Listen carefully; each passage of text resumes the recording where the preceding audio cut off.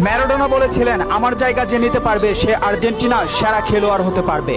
টেভেজ বলেছিল, যে মেসিকে বুঝে না সে ফুটবল খেলাই বুঝে না।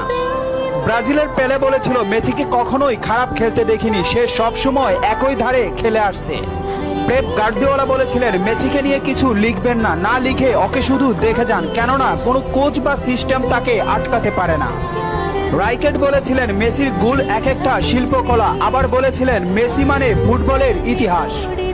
ব্রাজিলের রোনালদো বলেছিলেন, মেসিকে অনেক বেশি কমপ্লিট মনে হয়।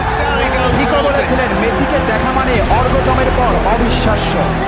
জাভি বলেছিলেন, মেসি অন্যদের থেকে কতটা এগিয়ে এটা যারা বুঝে না তারা অন্ধ। ইনিয়েস্তা বলেছিলেন, মেসি যা পারে অন্যরা তা পারে না, বার্সেলোনা আর কখনোই আরেকটা মেসি পাবে না।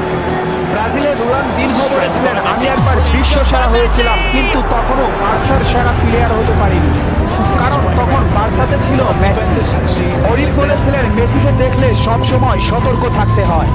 ইব্রাহিম মুভিজ বলেছিলেন, মেসির বাঁ পায়ে যথেষ্ট, ডান পায়ের কোনো প্রয়োজনই নেই। খলিদ বলে